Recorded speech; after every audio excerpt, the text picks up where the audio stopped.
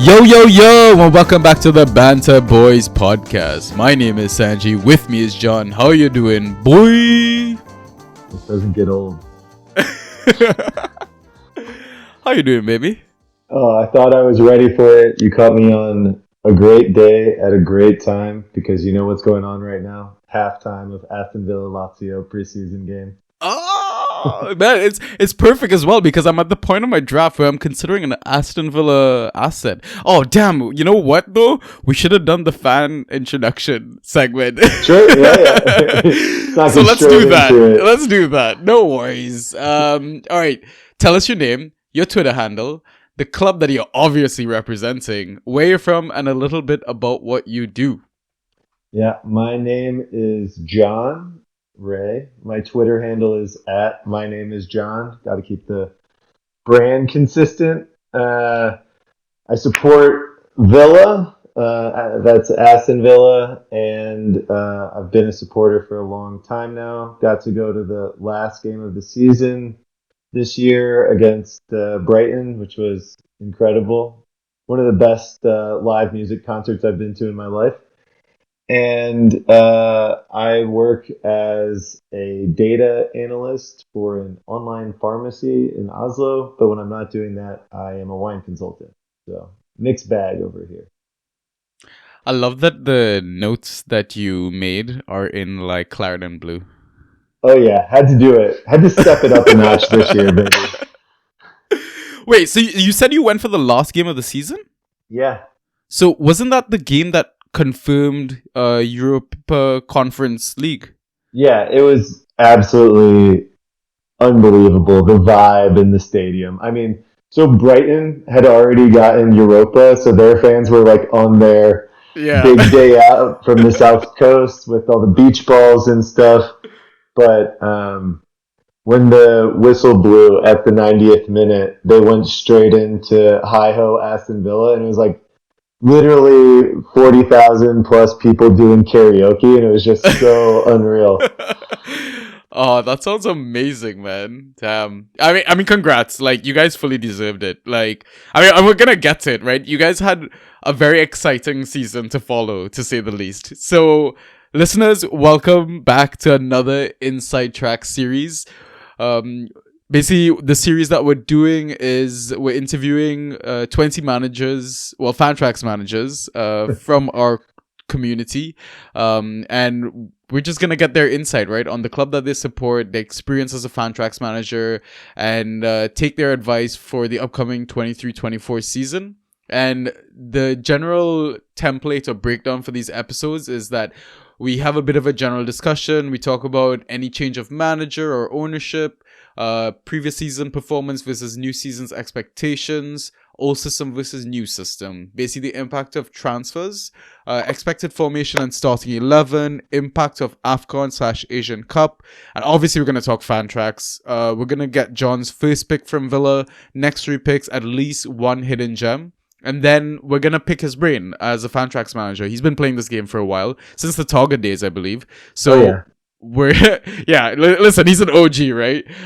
So we're going to find out, how he kind of handles trades, maybe budgets his fab, and just lessons learned over his career. So yeah, let's get started. So before I let you get into the whole manager stuff, I'm gonna maybe catch listeners up to speed or remind them of, kind of summarize what happened last season. So sure. Stevie G started the season, only lasted, I think, 12 game weeks, got fired, left the club in 15th position, which is unfortunate, right? Because his first season there, he had I guess a decent performance, 37% win rate, but then what kind of got him fired was the 18% win rate, right? I feel like he just didn't know what was going on, and then enter Unai Emery, a manager with a lot of experience. He's won the Europa League several times, I want to say. Yeah, and what a way to start his time at Villa with a home win versus Manchester United. I mean, between the time that Gerrard and Emery started, like I think it was like three or four game weeks or something like that. So the club was slightly on the rise, and I think it was like more so that Gerrard leaving, they had a bounce. But Emery started at 12th and ended up in a glorious 7th. So yeah, Europe, baby. I mean, what could go wrong, right? And it's not surprising that he did so well, because during his time at Villarreal, I think he had between a 39 to 45% win ratio, and then in his short time at Villa, I think 26 games, 58% win ratio. No, that's not sustainable, but I'm not gonna be surprised if you guys end up with a next, top 10 finish. But you know what? They're not here to listen to me. They're here to listen to you, John. So why don't you give us your version of what it was like to be a fan under two different managers last season? Well, let me just give you a little taste because you talked about this sort of purgatory period when Aaron Danks was managing us. And I think in the second or third game in that window, we go to St. James Park and play against a high pressing Newcastle team. And they just roll us 4-0. Yeah. Uh, and the confidence of the players at that point seemed to be at an all time low. Now, in comes Emery, and I think the Newcastle game at home sort of epitomizes the turnaround because now we have techniques to bait the press, to play out through the pressure. And it was a pretty convincing 3-0 win at home. So basically turning over the most lopsided result of the season to that point. It was really a great performance, but I think like sort of epitomized the different ways that we're able to solve problems now with Emery. It's not to say that there's not new problems. The high press is susceptible to pacey players. There's a lot of them in the Premier League. And I think we could see teams adapting to us. But having solutions to the way that teams want to play makes us no longer a reactive team. And we're a team that's trying to control the play. And I haven't seen us try and control the play ever. Because Martin O'Neill was a counter-attacking manager, and he was a really great counter-attacking manager, but we've never dominated possession or looked to play out from the back in any meaningful way under any manager before. So it took the fans a while to get used to, but now you're seeing that we are doing what the best teams in the world are doing, baiting teams in, getting the ball to a pivot player, which we'll talk about later, and then spraying the ball out to forwards to attack in space, which is just really cool to see. It's cool to see someone who's not behind the times, but is actually evolving also as a manager. And just briefly about Gerrard, we don't need to belabor the point. We might talk about it a little later, but the assistant manager turnover in the summer last season, I talked about it last year on this pod as potentially an issue going into the season, and it proved to be a way bigger issue than we would have ever predicted. Michael Beale went to QPR to become their manager, and Neil Critchley, who stepped in for him, didn't have a lot of time to imprint his tactics, and we just looked adrift. And Gerrard started telling people to do moments of magic, Yeah. and basically dropped all of our good players, which is not usually a great thing to do as a manager. So Yeah, I feel like he just lost the plot. I don't know. yeah. It was weird. Like, he was just starting players you wouldn't expect, benching players you wanted to start. Like, I don't know, man. And then I don't know if you saw it. Like, okay, so he's like obviously in Saudi. He's a coach and stuff. Did you see Yeah. that clip that was going around on like Twitter? Yeah, he's like trying to tell him, if you want the ball, call for it, call for it. I was just like, I don't know, man. Like, I feel like nothing has changed. So I don't know. I mean, I obviously wish him the best. Like, he was a fantastic footballer, but maybe it's just like Frank Lampard, right? Yeah. Sometimes not all great players can be great coaches, right? Well, and he's like a vibesman, and I think he needs the right Yeah. backroom staff plus a positive vibe at the club. So when the backroom staff left and we replaced them, and then results started to turn, he started blaming the players that got him to this Yeah. position Yeah. of having a good squad in the first place, which is sort of the opposite of the Emery approach. Yeah. I mean, Emery's a winner, man. I mean, like, I want to say that him losing his job at Arsenal was a little bit harsh, but maybe being at, I don't want to say bigger club and start club rivalries and stuff like that, but like a top four club, right? Mm. You guys aren't there yet and haven't been maybe in the past few seasons, but I think being like in that sort of region of the table, maybe the expectations were higher because I thought they still played good football, they performed well enough, and I think, yeah, you guys are blessed to have Emery, and Yeah. long may it continue, you know? I mean, how many times have Arsenal made a European final? Fair. I think one other time against Barcelona, right? Well, I mean, if you count, well, Barcelona, and then they played us in the Europa League final, right? Chelsea, and they lost 4-1. But that was with Emery. Yeah, there you go. Yeah, that was my point. He didn't get the win, but he did get them there. Yeah, So there's yeah, only Wenger can say that out of all the other managers. So yeah. Fair enough, fair enough. So I mean, looking forward at like next season, then what are you expecting? You expecting a trophy? You think you are you dreaming uh, that far? so all of our fans are expecting a trophy, but it feels insulting to the competitions that we're participating in to expect a trophy. Everyone's expecting the English team that's in the Conference League to just win it every year now because West Ham won it. But West Ham had a bunch of tight games against good opposition, and Yeah, they just kept getting it done at the final breath. I think Declan Rice was absolutely unreal in that competition. yeah. So just to expect that because we're in it, we're going to win it, we need to take it seriously. And what's encouraging is that we are looking like having some more squad depth this year in terms of championship and younger players coming back into the fold that should help us with the early rounds in that competition if we get through the playoffs.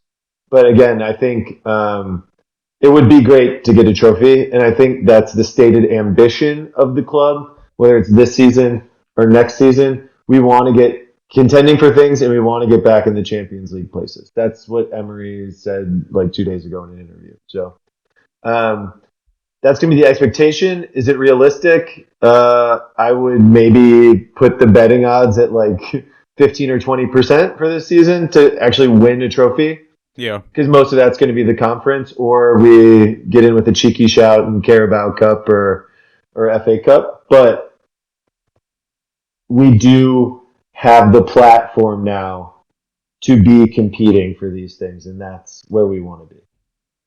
All right. I love to hear that, man. And listen, last time we chatted a year ago, I told you were undefeated in preseason. You're still undefeated in preseason. I don't know what the halftime score is right now with It's 1-0 Lazio. to the Villa. See, there you go, man. Like, oh, some things have I also changed. told you to not talk about preseason results with me, and then we Yeah, you came did. in, and I knew we were going to lose to Bournemouth because the vibes were off, and we lost to Bournemouth, and I was just like, oh god. All right, all right. Let's talk about some transfers, man. I want to take it back all the way to the ins from last summer. Let's go, Um, baby. so we gotta dissect this a little bit, right? There was a lot of high hopes on Coutinho, but from what I remember, I think you were higher on Buendia than Coutinho at that time, right? And I mean, I guess you called it right because Yeah, I can't take credit for that because Buendia was like a 6 point per game guy last season or something, and I mean Coutinho was like Coutinho a was a 0 point point per per game. game. Yeah, exactly. Yeah, but uh, yeah, Buendia is a better player than Coutinho at this point in their careers, I think. So that was my idea at least.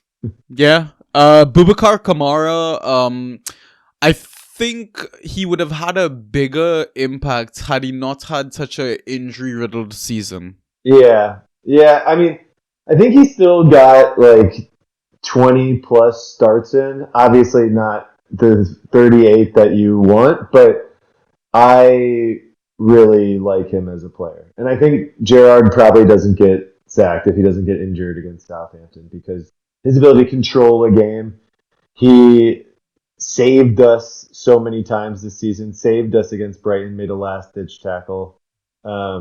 He's not really a fantasy relevant player, but he is so important for the way that Emery wants to play. Yeah, I mean, speaking of injuries, another player that might not have helped Steven Gerrard's case was losing Diego Carlos so early in the Yeah. season. I feel like well, I mean, I guess Gerrard could have used it at that point in time. But what's the expectation now for him as a Fantrax asset? Because with Pau Torres coming in, listen, we know Pau Torres is class. We've seen him play for Spain. And I'm sure like that's an Emery signing, right? Emery got his Yep. guy, etc. So, uh, what should we be doing about Diego Carlos? Yeah, well, this sort of gets a little bit into the formation talk, but I think people should begin to start expecting three center backs much more often than they were used last season, which was, I think, maybe in like half a game or something. Um, this preseason, Emery's been setting up with four at the back with one traditional fullback and one sort of progressive center back. And I think there's going to be more than enough minutes for all of these guys. I mean, Callum Chambers has been playing some of the right back minutes. Uh, so Carlos is going to be playing, I think. There's going to be rotation, whether it's in conference, if we get through the playoffs, in cups, or if it's in the Premier League. I'm not sure how that's going to shake out quite yet, but he has all the talent to get there. It's just about getting that fitness and sharpness back because this Achilles injury is a career ruiner. You know, it's one Yeah. of the last ones that's actually pretty bad in terms of sapping your athleticism and stuff. And I know he's been working like a beast in the gym. They posted so much content of him in the gym for like the 6 to 8 months that he was out, but it takes a while to get back, bro. Yeah, I mean, or next time he plays, he just needs to score a screamer like Consa, man. Yeah, exactly. Walk through the midfield like prime Alan Hutton. Oh, all right. In terms of the other names, I don't think they're really worth talking about. Like, Robin Olsen, Ludwig Augustinsson, Leander Donker, Jan Bednarik. I feel like we could probably move on unless I'm Yeah, mistaken. that's fine. Yeah, yeah. All right. So let's look at January then. In terms of like the outs, Danny Ings left, and Marvelous Nakamba. Let's pick one. Sure. I mean, Danny Ings is probably more Fantrax relevant, so let's take him.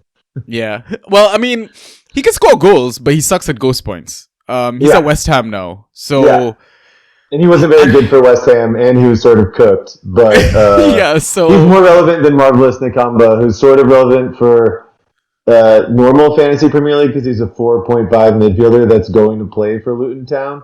yeah. But all that he provides is tackles. He's not an offensive player in any way. So you're sort of looking at like budget Conte, who, depending on your league settings, is not viable in the first place.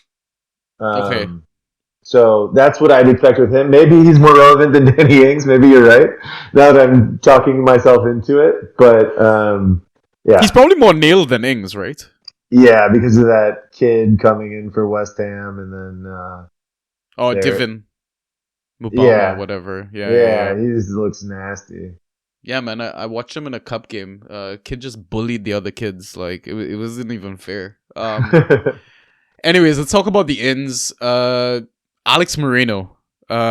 This one's really interesting because he replaced Luca Digne, and I mean we were all like in high spirits about Luca Digne because we know his quality, we know his potential. Like you're spoiled for options in that position, but I feel like Emery just prefers Moreno. Yeah.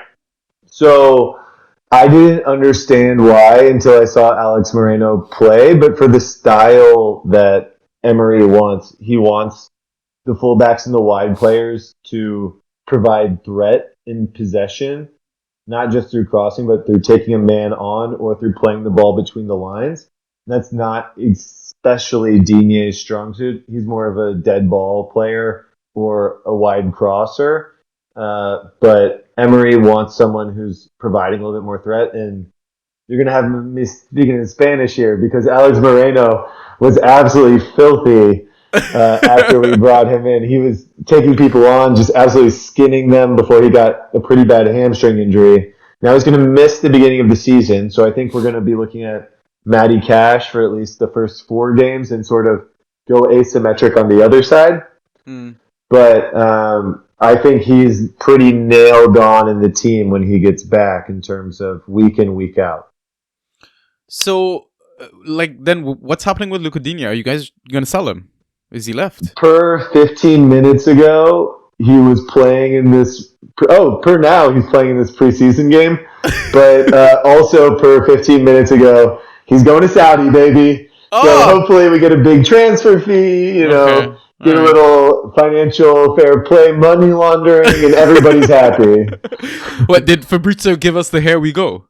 No, this guy who's like Villa pretty official, Tom Colomos, said that the Saudi club's pushing for Digne. So okay, if we can recoup the transfer fee there, yeah, I think everybody wins. He's out of favor with the manager, and it looks like we're basically just going to be carrying 2 fullbacks this season because we're only going to need one of them.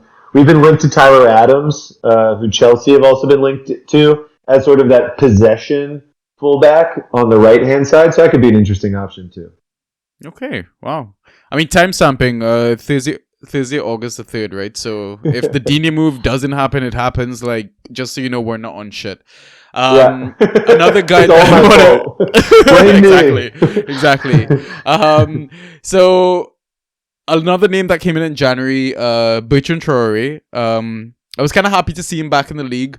Did he score like 1 goal though?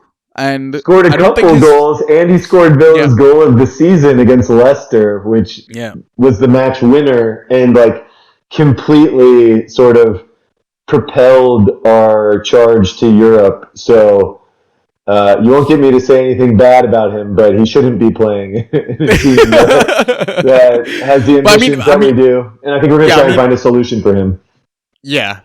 The thing is, though, like, Fantrax wise, ghost points were very absent. He seemed very return dependent. So that's my only concern about if he plays, if he starts, sort of thing. Like, you might have to take a punt and hope that you're just, really lucky. And I mean, if he scores for you, then go buy a lottery ticket the next. And maybe we'll talk about this a little later, but I'm a little concerned with Emery's setup in terms of providing sort of these ghost points for every forward option that some teams like a Fulham might get because of the way that they play.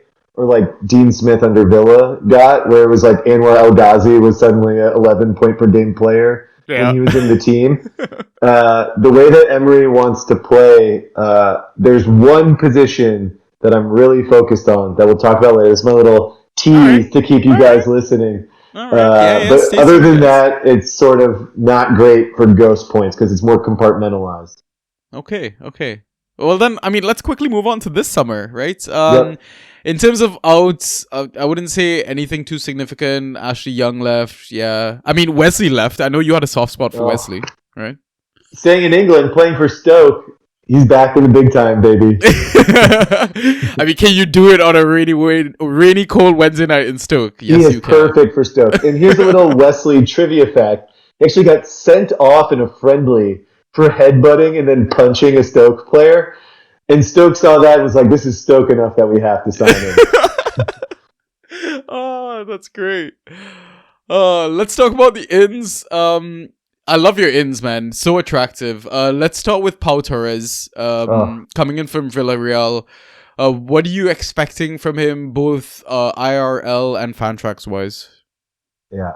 So it is so hard to do these center backs because, like, what is a Kanji worth for Manchester City? Like, that's sort of what I'm expecting Fantrax wise from Pau Torres, but with a little bit more progressive passing. So it depends on your scoring format, right? So if it's default, you're probably streaming Pau. Yeah, because look, he is an unreal real life player. He takes attacking players out of the game, gets behind them with the ball at his feet, and then sprays forward passes. It takes like a line of attack out of the game, basically. But the issue with fantasy is that then he's passing to a midfielder. He's not really playing key passes. It's not like he's stepping out like David Raya and passing the ball to Embloma. Wow, John McGinn just scored an absolute banger, by the way. Woo! Yeah, Live so commentary, y'all. whether it's so he's going to be stepping in between those lines, but I don't think he's going to really be getting those shot creating actions or enough take-ons to be truly fantasy relevant. And he's not a great player in the air, which, as we know, for center backs is sort of the cheat code. The Duffy equilibrium he is quite low on.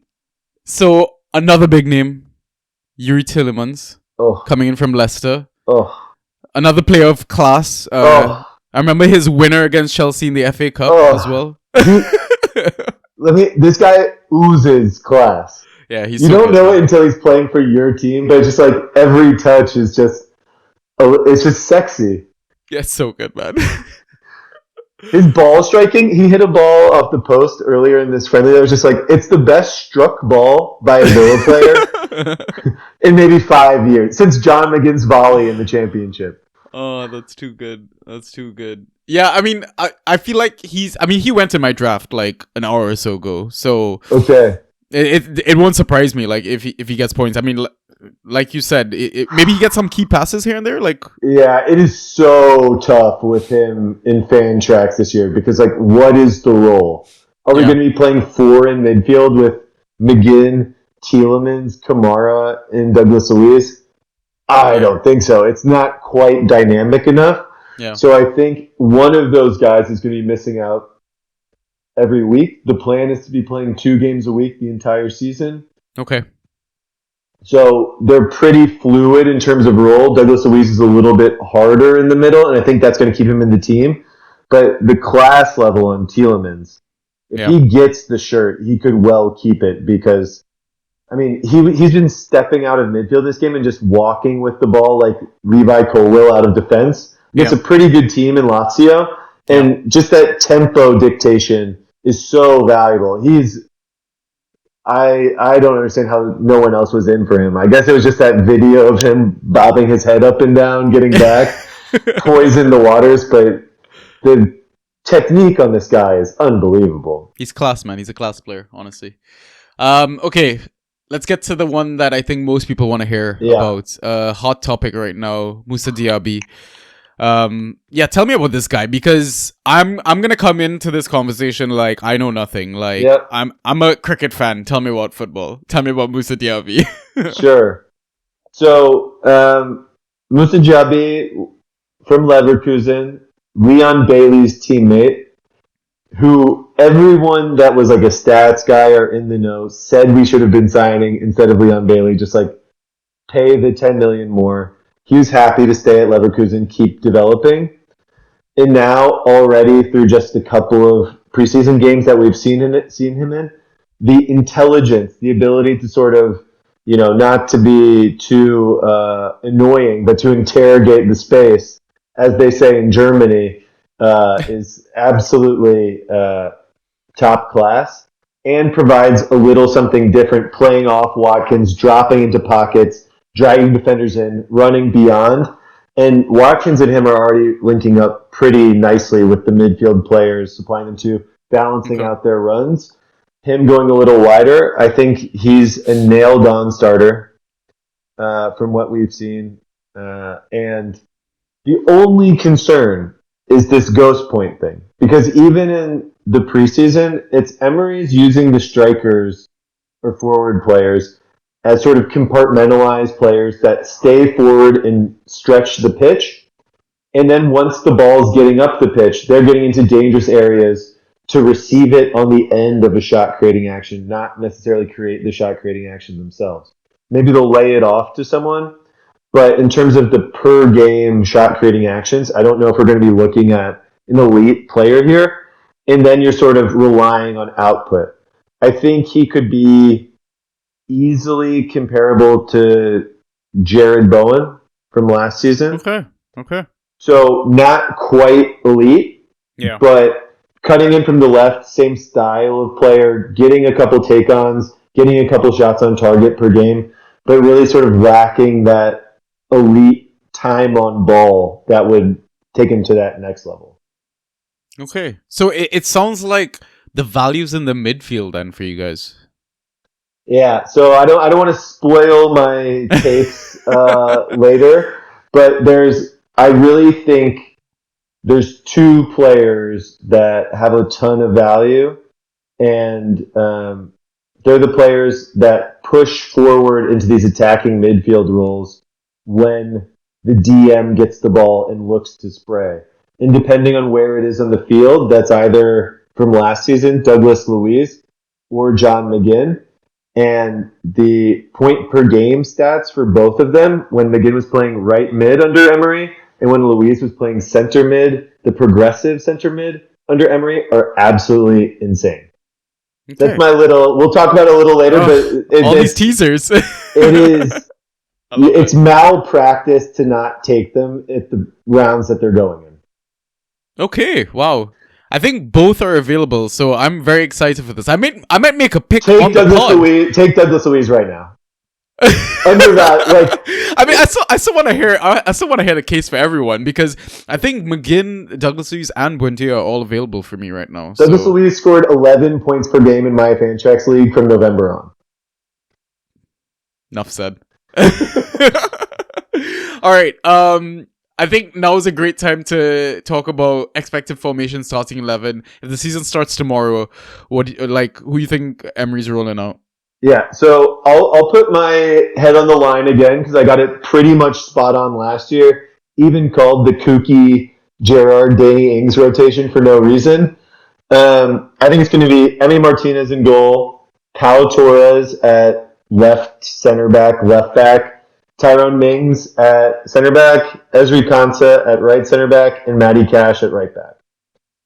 Then I think in midfield, it's going to be Boubacar Kamara and Douglas Luiz in that pivot, and Emi Buendia at sort of right or left midfield, and John McGinn at right midfield.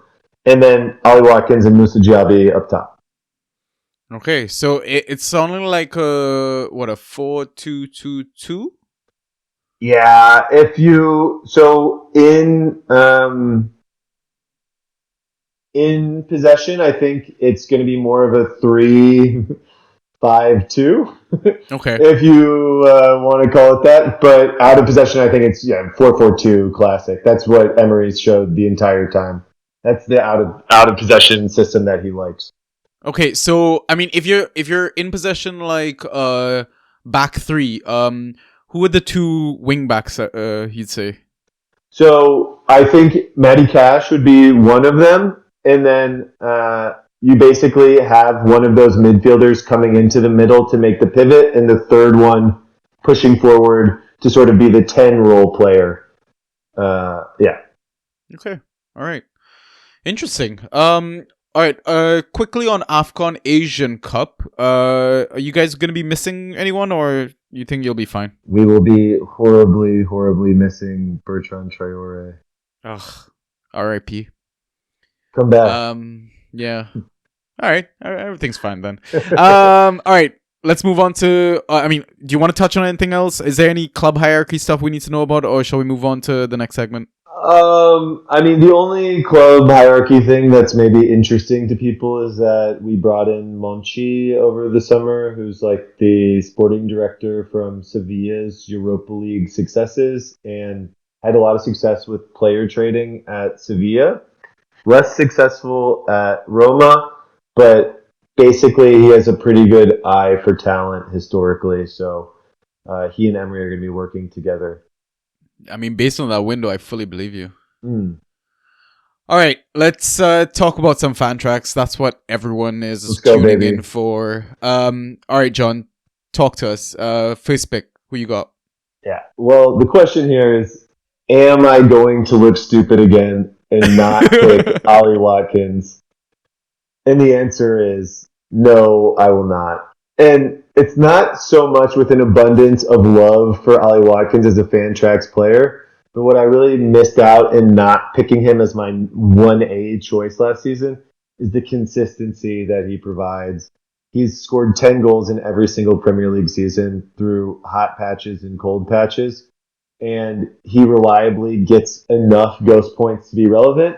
Although under Emery, even though he had this super long hot run, we sort of saw those ghost points dry up because, as I was saying, he's playing these players a little bit more compartmentalized. And I think we might be sort of getting sort of average Jamie Vardy seasons out of Watkins, which is still like late first, mid second type of player. Yeah. Yeah. Okay. Interesting. Next three? Yeah. So I think you have to go with the upside of Musa Jabi. I'm very tempted to just go Douglas Luiz here already, but I brought up John Matinho last year. You don't want these guys that are super role dependent. Um, you don't want them being picked and then suddenly they're the pivot player. Somebody gets injured and their production dries up. Yeah. So Jabi is going to be super attacking. He equally contributes with assists and goals throughout his entire time in the Bundesliga. Lightning fast, quick first step. Lightning fast first step. And is really good in small spaces as well as in space with or without the ball. So he has everything it takes to be a good Fantrax asset. I'm just a little bit worried, like I said, time and time again now about that compartmentalization. Okay. But then my next pick, which I've now done teasing, I'm going to give you the whole sandwich here, is Douglas Luiz needs to go probably 3 rounds higher than what he's going. As I mentioned, scored 11 points per game in my home league from November on. Emery's totally unlocked him. He's this player that's pushing forward into the 10 role and playing that final pass. He's on all right-handed corners and was on a bunch of the right-handed set pieces. Scored a free kick against Spurs. He is growing in confidence. He's always been okay with ghost points, but now that he's being licensed to get forward in this role that gets the ball, turns, and then sprays it, I think he could rack up points this season in sort of the Danny Parejo role. Oof. Oh my god. Hold on, let me get a tissue and just wipe myself. No, so yeah, that's the one thing I was like curious about, like who is on set pieces, and I know Douglas Luiz has ability. Listen, this guy scored from a corner. Yeah. Multiple times. Times. 3 times last season if you include the preseason. Okay. Yeah. Okay. Let's talk about your third pick, and I might throw another one into the mix. But yeah, go ahead.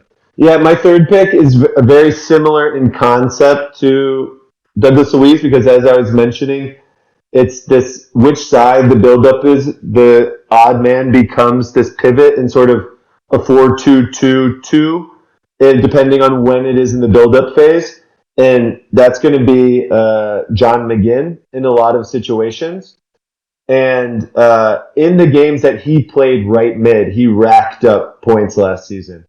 Now, there's a bunch of issues in terms of there were injuries in midfield. He came into center mid, and then he was having awful games. So this is even more role dependent than Luiz. But when he has remit to go forward, he receives the ball, ass into the defender, turns him, and then plays a key pass forward for someone to take a pot shot. He gets a lot of shots on target. He can be a ghost point monster when he has license to get forward. It's just all about the role that he's being played in. So I wouldn't be as eager to take McGinn, but if you're seeing, players like Harrison Reed go before him, I would definitely take the upside of McGinn over him. Okay, all right. Yeah, McGinn got a booty, man. Even though like the last 2 letters of his surname looks like a booty. So, another name I wanted to throw into the mix is Emi Buendia. And I was kind of attracted to him after the 3-3 draw with Newcastle in preseason. He got 2 goals and an assist. I don't know if he got anything outside of that, but why isn't he in your 3 picks? Yeah, so I mean, it's tough because as we've talked about, I love Buendia. I think he's a great player, but he's also an incredibly inconsistent player, not only between games, but also within games. And he has these moments where he looks like the best player on the pitch. And then he has these moments where he's really frustrating. And with the compartmentalized role, he's often being asked to take on a player or swing a ball in as opposed to receiving the ball in dangerous spaces. And he's not really getting off as many shots as someone would like.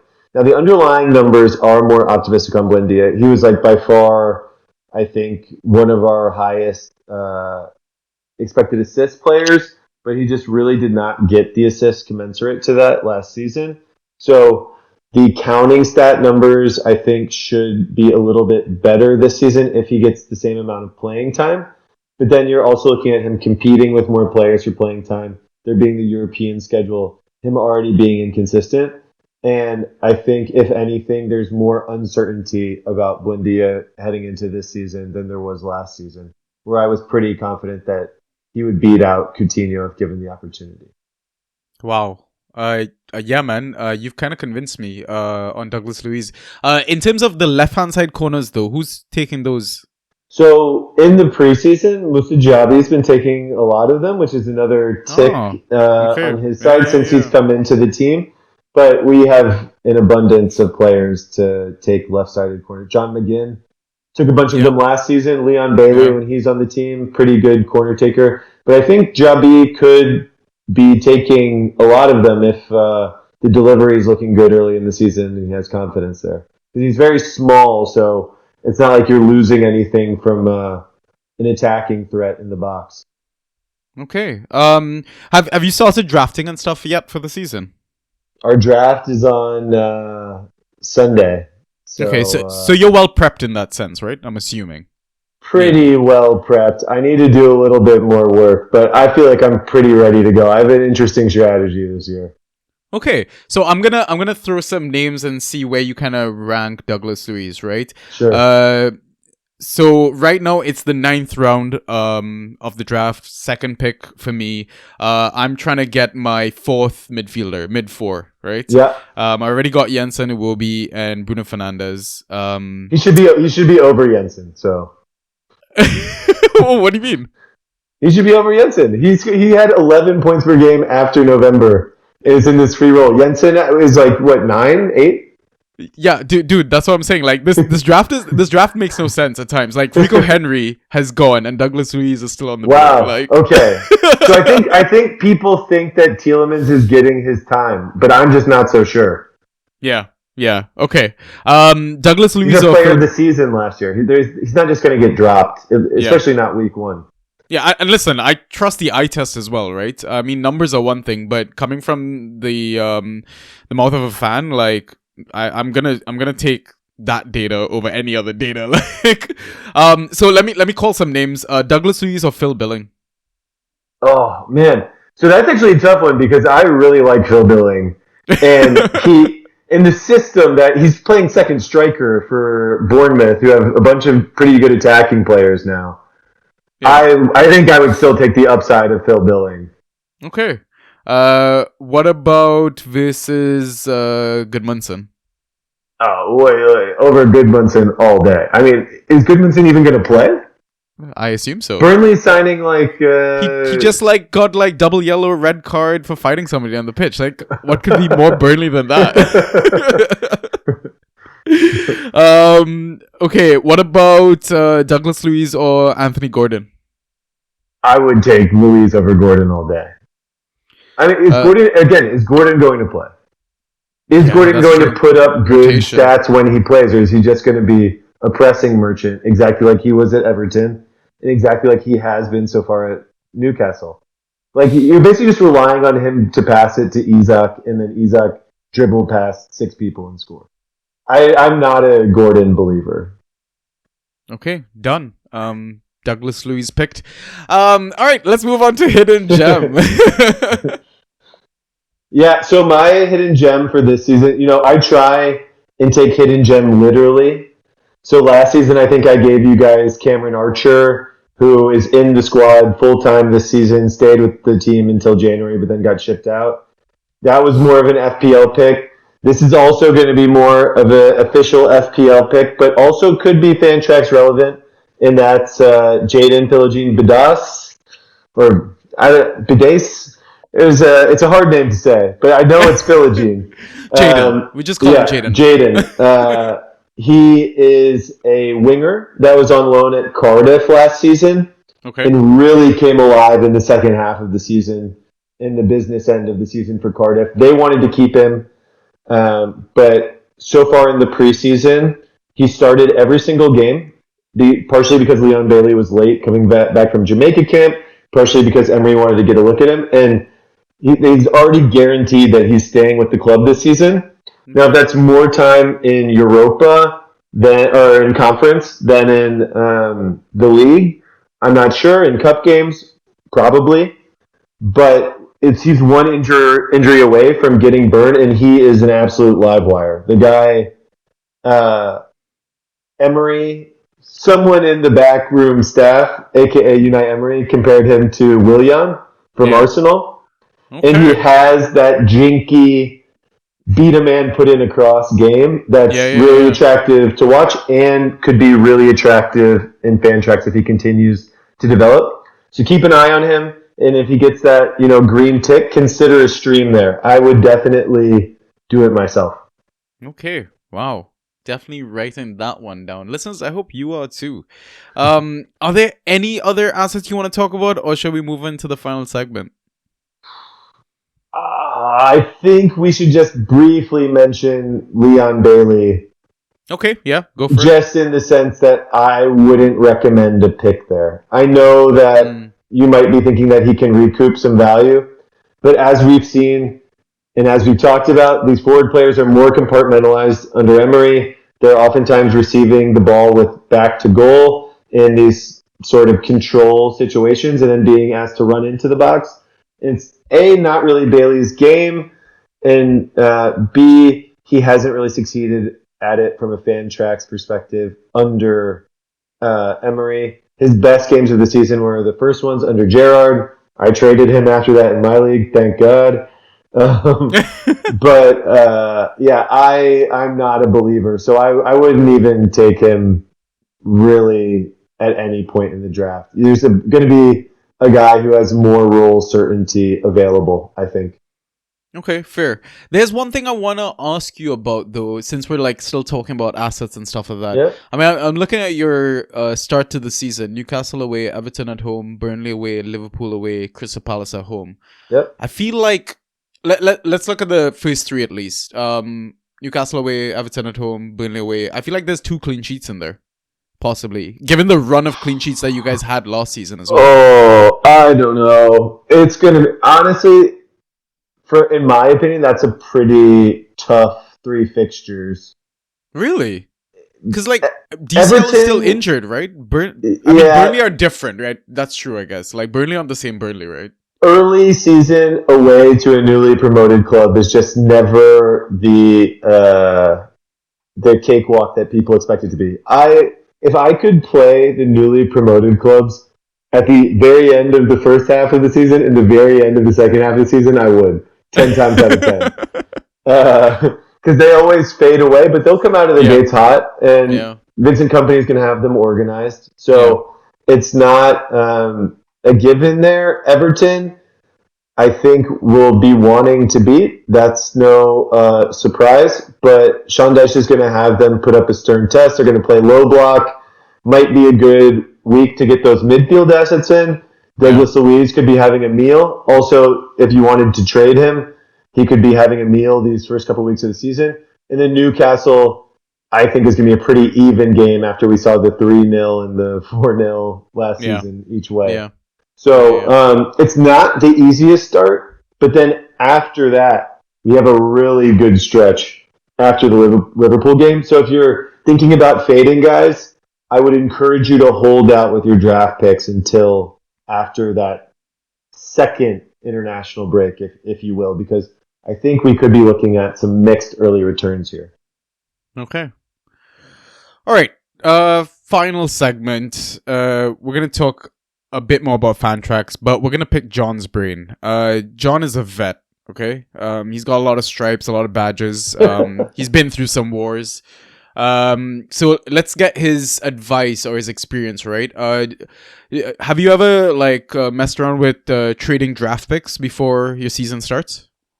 No.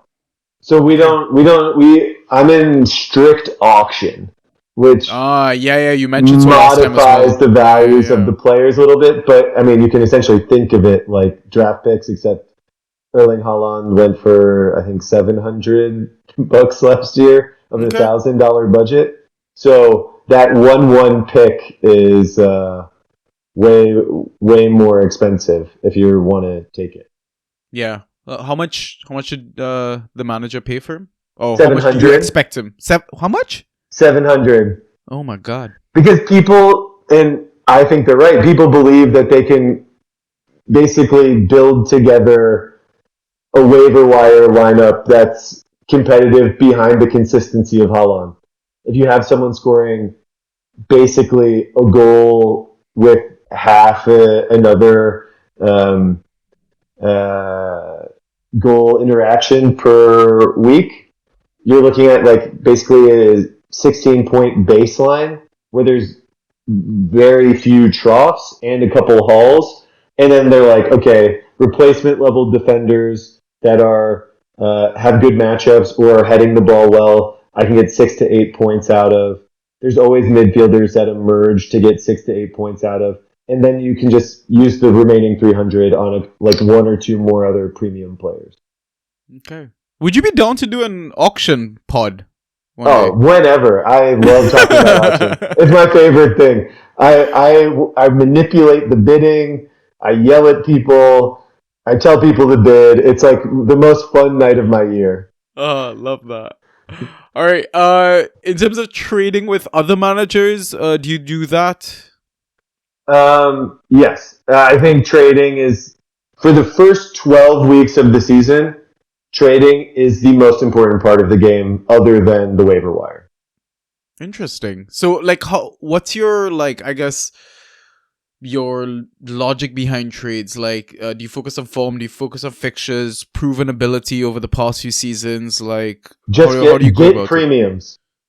That's the Pardon? entire get premiums. That's the Get entire pre. strategy. The entire so last season, like I mentioned a little earlier, one of the managers started off 0-3, and he had Salah, and I had like a bunch of moderately attractive assets. I had Coutinho, who was starting at the time, Bailey, who was starting at the time and putting in some decent performances, Patrick Bamford, who I think got at least a goal in one of those first games or an assist, and I traded another player who I forget was, but along those lines for Salah, and it really sort of just set up my season because I knew I could get replacement value off the waiver wire for those guys. Okay. So just strike when the iron's hot on guys that are not premium. For guys that are premium is the general strategy. I mean, actually calling who's going to be good is, of course, the hardest part of the game. So one of the guys that I traded for last year was Mount, and I really liked Mount's fantasy profile every season. And then last year, the wheels just came off for him. Chelsea, sorry, Sanji. It's okay, man. Don't worry. But Last season football didn't exist for me, so but so you never know when something like that is going to happen, and to claim that you're able to predict it, I'm not God. So just going for guys with track records in the right age range is the best thing you can do. yeah, fair enough. So with this whole auction stuff, do you still, I guess, is that like the fab aspect to it then? Do you start with this $1,000 and then whatever you end up with is your fab budget for the rest of the season? Kind of. So we have something that's called the Bonanza, Okay. which is that every newly transferred in player goes to a reserve pool. And then after Okay. the transfer window ends, people do a blind auction for the players who are Ah. newly transferred into the league. And Okay. then, so you have 100 waiver wire bucks. And then whatever you don't spend in the Bonanza is your waiver wire budget for the entire season. Okay. So there's guys who bid 100 on a new signing coming into the league, and then like Isak, I think, was one of the hundreds this past year, and then they just can't use waivers for the rest of the season except free. Wow. So like I'm playing Dynasty for the first time this season, and now it kind of makes sense why we have like a separate waiver wire window just for like new transfers and stuff like that. Like I'm still getting used to all the different layers and rules and stuff like that, but I mean, wow, Dynasty is crazy. You're in over your head here. Yeah, listen, mate. Oh, you have no idea. Like, we can do a prospect pod if you want. I watch a bunch of the youth football because I'm a psychopath and need something to occupy my evenings. So, I mean, you were the one that told me about Carnes, right? Yeah, baller. Hey. Yeah, this season. If you had your dynasty league last season, you'd be a smart fellow, wouldn't you? Yeah. I started one season too late, man. So, I mean, if you had like any fab budget left remaining, like how would you advise, new managers or even talk to old managers about how do you budget for the rest of the season? Like, yeah. So just in terms of like, it's confusing because you want to use your waiver wire money as early as possible. Every single sort of study in any league or game theory simulation proves this, that when you're in an equilibrium and you have the opportunity to spend your resources earlier than your competitors, you have an advantage if you do that. So really, as soon as you feel like you have an advantage over someone else by getting a player from the waiver wire, I would encourage you to use it. Because then you can use that asset for trades. It's an asset that hasn't lost the majority of its value yet, whereas if you use it on someone in week 20, although a bunch of other managers might have used their waiver wire bucks already, and you might get them cheaper than they should be, they only have 18 weeks of value left. And your league's trade deadline might be coming up, and you might be in a playoff system, so they really only have 12 weeks of value left, et cetera, et cetera. So you really need to account for these diminishing returns of player value whenever you're doing any sort of transaction. But then also, in terms of like the profiles of players to target, I think there's also the most value on the waiver wire early in the season because you get the players that are like the newly promoted players that are suddenly getting a ton of aerials because they've been moved to the center back in a system. The guy from Forest last season, Niakate, who was newly signed and then got injured. But he was getting like 9 ghost points a game in their first 2 games of the season or something, then got hurt. Those are the kind of guys that you want to look at and use your waiver wire money on, and then ideally flip them for a premium. Yeah. That's like if you're going Wolf of Wall Street mode, but they can also give you value too. Yeah, that's true. Like, I mean, his replacement, Felipe, I want to say, right? Yeah. Like, I grabbed him, I think, 1 fab or 2 fab or something like that. Yeah. Like, smashed it for me for the rest of the season. Yeah. So use that fab. Yeah. Okay, interesting.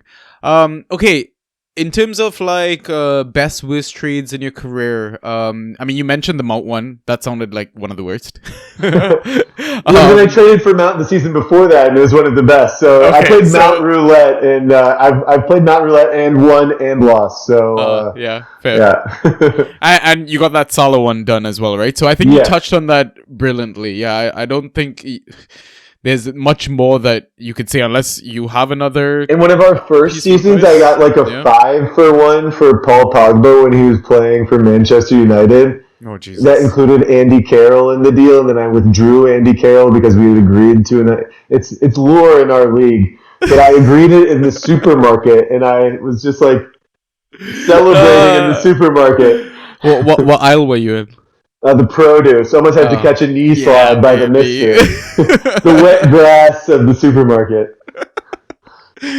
All right. I think the final thing we gotta ask you now, because like through your years of Fantrax and stuff like that, what's some lessons learned over the previous seasons that you're maybe gonna apply to this season, and advice in general for new managers, old managers, just the community? Yeah. So I'm not going to share this with my league mates until our draft.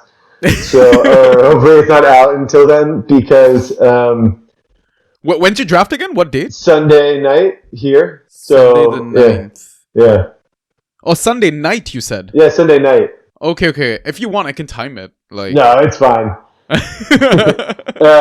But so this year I'm going in with a different strategy. I think gonna go big on one of our premiums, which I usually don't do. I usually try and outsmart everybody and get like 200 players that are quality. So sort of like the idea of trading your first round pick for 4 third round picks or something is the idea.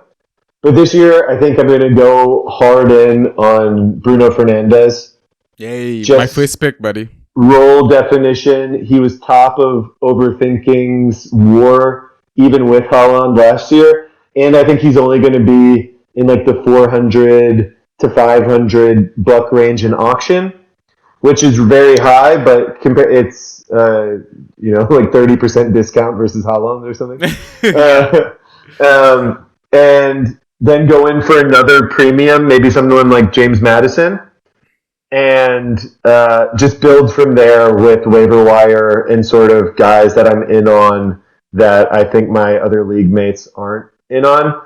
I've just seen this strategy time and time again be sort of like dominant in our league, and I think I need to stop trying to zig and start zagging with the people who have been successful in our league over these past couple of years. I haven't won, I think, in 3 years now, so I'm due for another title. I always place top half, but yeah, I'm the only multiple time winner still. So I gotta back myself here. But I'm feeling a change this year. At least then I get some better players to play with. Yeah, good, man. Yeah, I hope you have a change of fortune this season. Thank you. Listen, you're very a man in the know. You're well experienced as well. So I think you just need a little bit of luck to fall your way as well, because I think that is also key in any sort of championship, right? You need a little bit of luck. So and I have a kid coming in. In congratulations, like buddy! 6 weeks. So hopefully that'll be my good luck charm. Yeah, and I'll just have to play a little bit more at work. That's amazing, man. Congratulations. So happy Thank for you, yo. Yeah, I'm stoked. So, yeah, I mean, any other advice before we sign off for the community you think that maybe people should apply to their seasons? Yeah, I mean, honestly, I would just say, watch the games.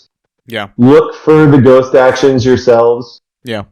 And get players that you wind up liking, watching, and that you think provide something interesting, because, what's the point if you're just going to be yelling at your TV all the time? Yeah. Although that's fun too. A good balance, getting some exciting attacking players in, I think, is a lot of fun. And you might be trying to win your league, but there's no reason why you can't have fun too. So. Love that message. That's a great way to end the pod, man. All right, listeners. Thanks for tuning in for yet another episode of Inside Trax. John, thank you so much for your time, your energy, your advice, everything that you provide, man. It's so much value. It was a pleasure. Thanks for having me back. Yeah, listen, I know I said it last time and I apologize for it. I'm going to apologize on air as well. Sorry for not bringing you back on last season. We're definitely no need to apologize. We're cooking, man. We're cooking. Just get me back on here whenever, I'll chat a little shit for however long you want, and we'll have a meal. I'll get a bottle of wine. Yeah, now that Chelsea's going to have a little bit better season this year, hopefully. You might be in better spirits, want to do some more pods. Exactly. I mean, we lost Nkunku to injury, right? So we got to see. Maybe Karn's got some minutes maybe in his legs. I've been scouting Nicholas Jackson from Villarreal for a minute. He's a baller. I wanted him when Emery came over. He's nasty. I got him as my 5th pick. So undervalued. Yeah, listen, I'm basically doing what you said, right? It's like a mixture of, I'm gonna go with what is proven, like they're winners and we've seen how they win leagues, but at the same time pick assets that I want to watch, right? That I enjoy the game with, right? So I think if you find that fine balance, you're gonna have a great season regardless of what happens. So yeah. All right, sweet. Listeners, thanks again. John, thank you so much. Catch us on the next episode. I think we are recording. Which episode is it? There's some club coming. Chelsea? It might be my club actually. Oh Uh-oh. damn! I should probably prepare for this. I might. Yeah, and it's Friday, so I'm definitely gonna be drinking. So yeah, it's gonna be fun. All right, listeners, we'll catch you in the next one. Peace. Cheers. Bye.